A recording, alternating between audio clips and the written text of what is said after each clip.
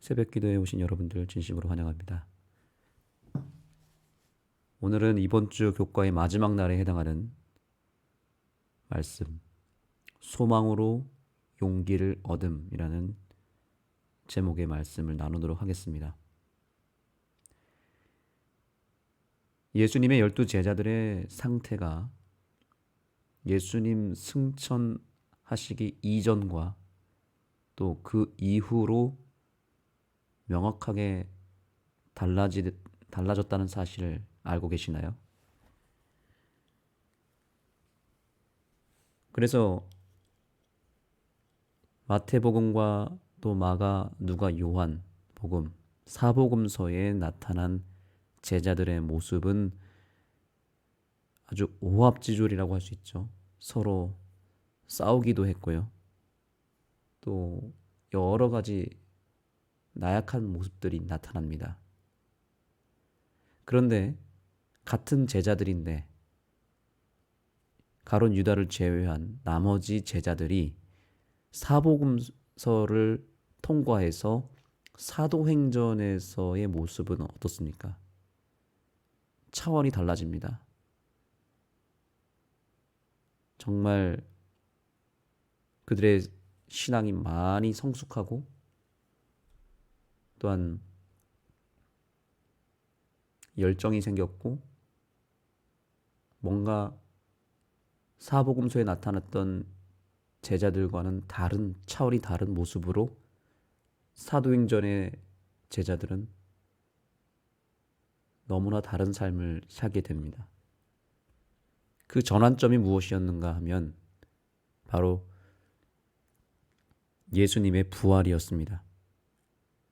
부활하신 예수님 그리고 승천하신 예수님을 그들이 직접 보고 나서부터 이들의 믿음과 삶이 완전히 달라집니다.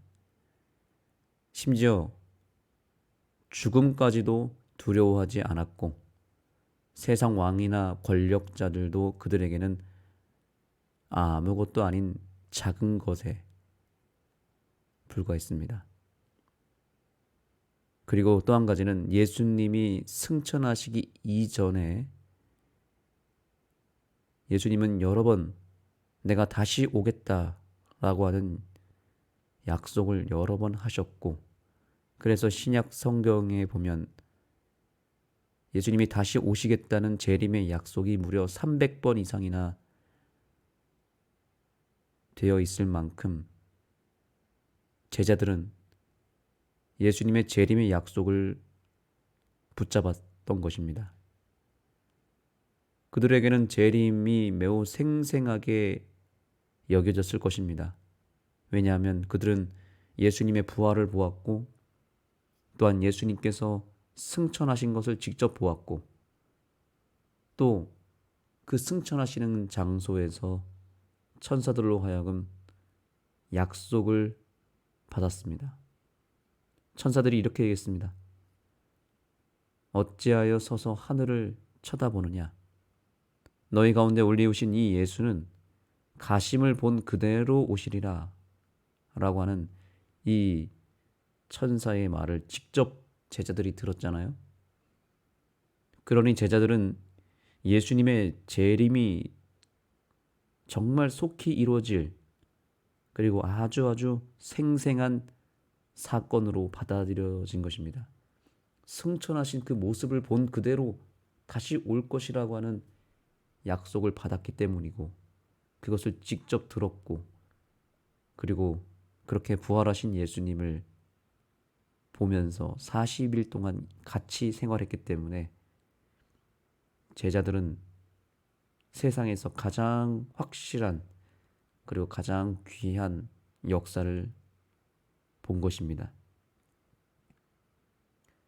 그러니 목숨을 걸고 예수님을 전하지 않았겠습니까?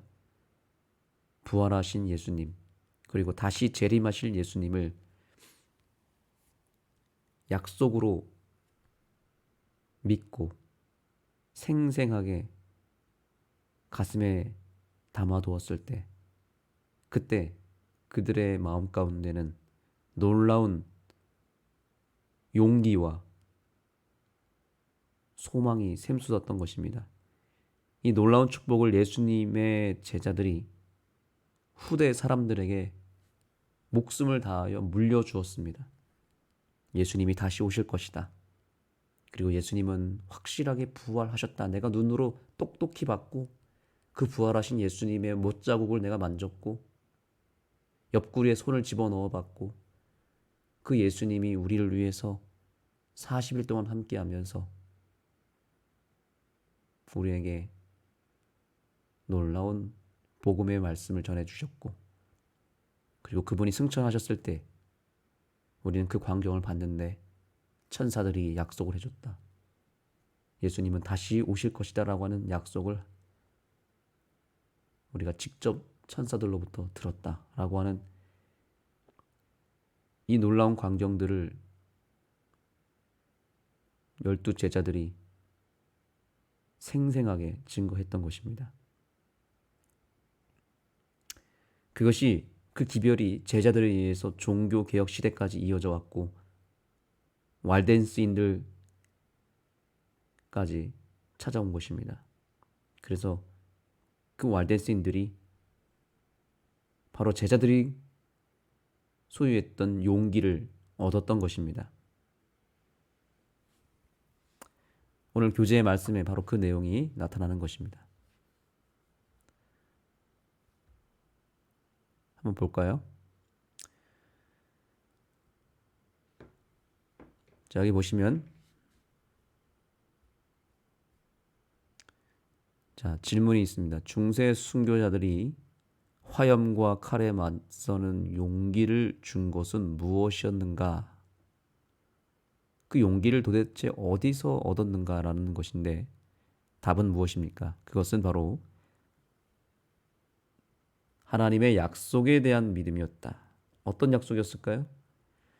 그들은 내가 살아있으므로 너희도 살리라 라고 하는 예수님의 약속을 믿었다.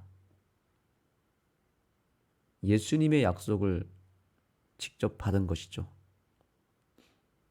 예수님의 약속, 부활하신 예수님께로부터 들었던 그 예수님의 약속을 초기 기독교의 백성들에게 제자들이 나눠주었고 그 초기 교회 백성들이 그 기별을 물려줘서 왈덴스인까지 오게 된 것입니다.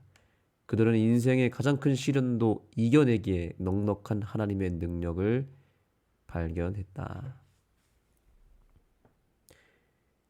그래서 이 사람들이 정말 대단했던 이유는 투옥과 죽음 앞에서도 흔들리지 않았다는 것입니다.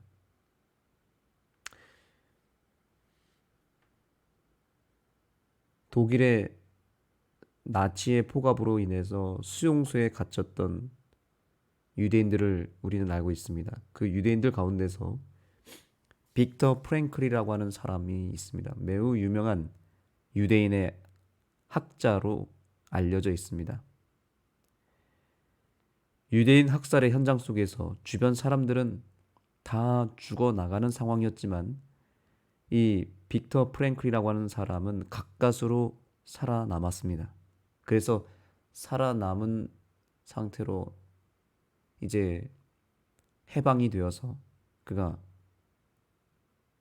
겨우 목숨을 건졌는데 그가 후대에 나중에 책을 하나 씁니다.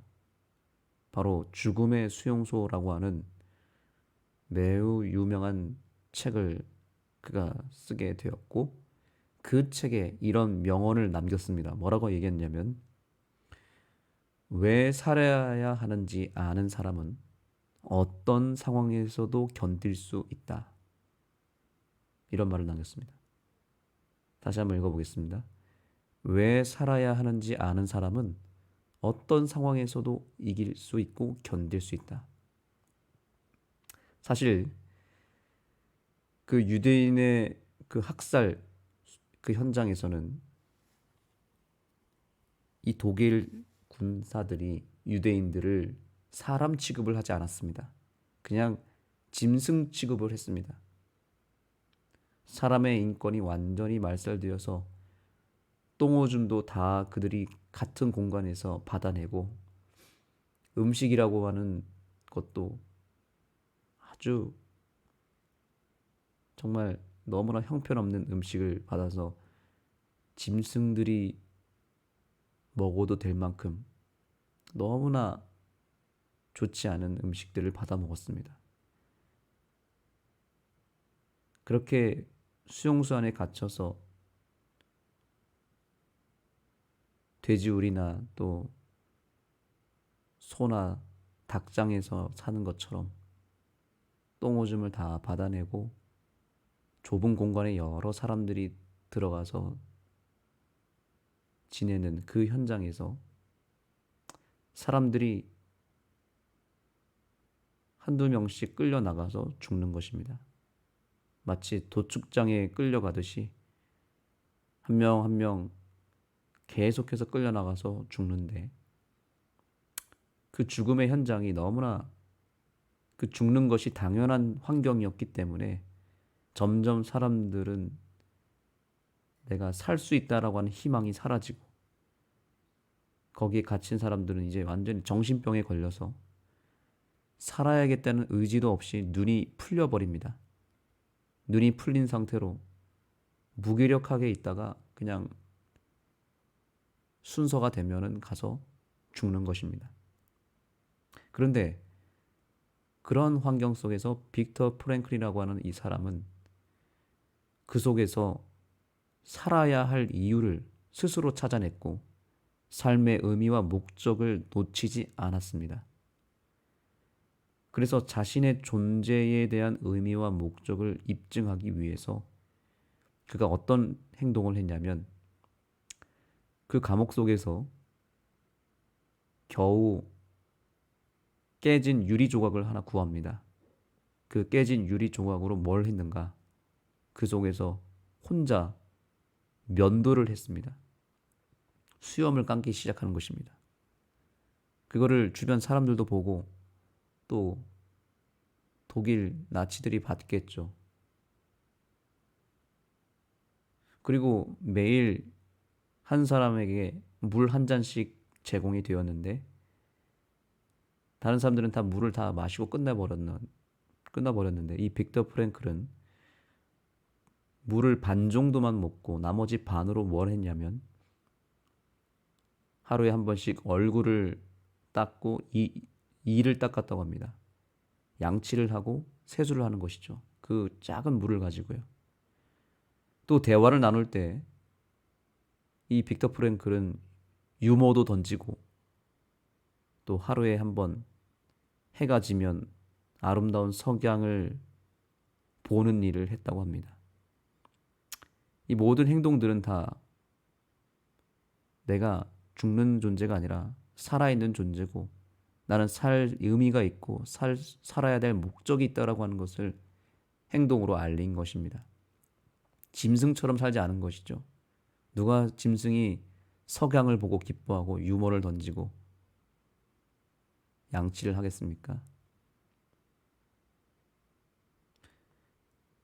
그래서 삶의 이유를 그 속에서 찾은 것이고 그 내면의 확고한 소망이 이 빅터 프랭클을 살아남게 한 것입니다. 실제로 그런 상황 속에서 다른 옆에 동료들은 다 끌려나가서 죽는데 이 빅터 프랭클은 계속해서 살아남는 것입니다. 이제 수용소에 갇혀있는 사람들뿐만 아니라 독일 나치들도 저 사람만큼은 죽여서는 안 되겠다는 생각을 하게 된 거죠. 왜냐하면 그 나머지 사람들은 나를 죽이든지 말든지 알아서 하라는 식으로 그냥 삶을 포기하고 앉아 있었기 때문에 죽일 수 있는 용기가 생겼겠죠. 그런데 이 빅터 프랭클은 건드려서는 안 되겠다. 얘는 살려야겠다라는 주변 사람들의 판단이 섰던 것입니다. 그래서 끝까지 살아남을 수 있었다라는 것이죠. 그래서 살아야 할 이유와 목적을 확고하게 알고 있으면 살아남는다는 것이 이 빅터 프랭클을 통해서 증명이 됐습니다. 그가 그 책에서 또한 이렇게 남겼습니다. 아무리 절망스러운 상황에서도 도저히 피할 수 없는 운명과 마주쳤을 때에도 삶의 의미를 찾을 수 있다는 것을 잊어서는 안 된다라는 그의 생생한 간증의 고백이 전 세계 사람들을 충격에 빠뜨렸고 무기력하게 살아가는 사람들의 그 죽은 마음을 깨우는 일을 이 빅터 프랭클이 그 책을 통해서 이뤄냈던 것입니다. 여기 오늘 교과와 책에도 그런 비슷한 이야기가 나오는 것입니다. 얀 후스라고 하는 종교개혁자가 투옥과 죽음 앞에서도 흔들리지 않았던 이유가 있었는데 그것은 역시 빅터 프랭클과 동일한 이유였습니다. 여기 각시대 대쟁투 107페이지를 한번 보시겠습니다. 자, 다시 한번 볼까요? 얀 후스라는 사람은 교황의 불의와 투옥, 죽음 앞에서 흔들리지 않았는데 그 이유가 무엇인가 보겠습니다. 여기 각시대 대쟁투 107페이지죠. 여기는 한번 다 여러분 직접 읽어보시고요.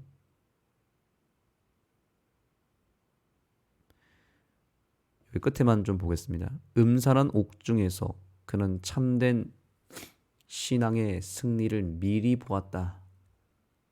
바로 이것입니다. 그 음산한 옥중 속에서 뭘 봤다고 말합니까? 참된 신앙의 승리. 이것은 무엇일까요? 예수님께서 나와 함께하고 계시고 그분이 우리를 데리러 이 땅에 오셔서 이 모든 고통과 억압과 죽음의 위협으로부터 우리를 건져내 주실 것이다 라고 하는 희망을 그가 붙잡은 것입니다.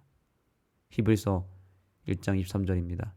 약속하신 이는 미쁘시니 우리가 믿는 도리의 소망을 움직이지 말며 굳게 붙잡으라고 하는 이 사도 바울의 권면은 오늘날 우리에게도 여전히 요긴하다는 것입니다.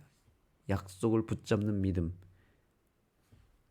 삶의 의미를 넘어서 시련과 고통, 죽음 너머에 있는 예수님을 통한 승리와 기쁨을 우리가 미리 바라보는 믿음이 생긴다면 그 믿음은 사단도 어찌할 수 없는 믿음이고 그야말로 세상이 감당할 수 없는 믿음인 것입니다. 바로 얀 후스는 그것을 간직했던 것입니다. 예수님 안에서 우리는 살아야 할 이유를 찾아야 하고 죽지 않고 영원히 주님과 함께 살 수 있는 소망과 목적을 잃어버리지만 않는다면 우리도 죽음의 수용소에 끌려가는 한이 있더라도 반드시 살아남게 될 것입니다.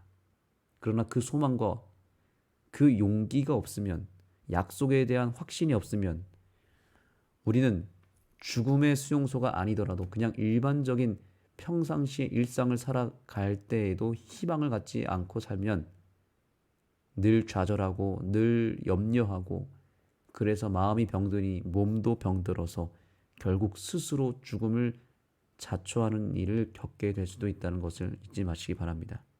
재림의 소망 그리고 부활의 소망을 우리의 가슴에 깊이 새기고 확신 속에서 이 약속을 끝까지 확신하고 주장하며 모든 시련과 고통을 이겨내시고 반드시 살아남는 주의 백성들 되기를 바라며 말씀을 마치겠습니다.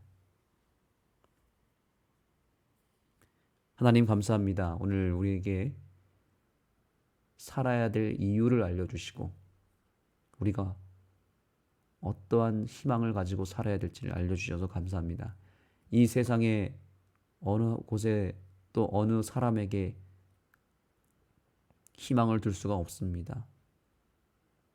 소망은 오로지 주님에게만 있고 주님께서 이 땅에 다시 재림하시는 그 재림의 약속 외에 그 어떤 희망도 이 세상에선 찾아볼 수 없사오니 우리가 삶을 살아갈 때 다시 오실 예수님을 다시 한번 바라보고 또한 그 살아계신 예수님이 나와 함께하고 있음을 늘 확신하며 살게 하여 주셔서 오늘 하루도 이 하루가 참으로 귀하고 주님과 동행하는 하루가 되어서 이 하루가 정말 어제보다 더 나은 하루,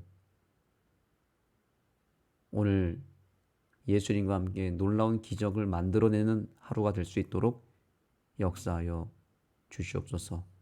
여러 어려움과 위기가 있다 하더라도, 삶의 여러 문제가 나를 죽음의 수용소로 끌고 간다 할지라도 그 속에서 여전히 내가 살아야 될 이유, 버텨야 될 이유를 반드시 찾아낼 수 있도록 역사하여 주옵소서. 예수님의 이름으로 간절히 기도드립니다.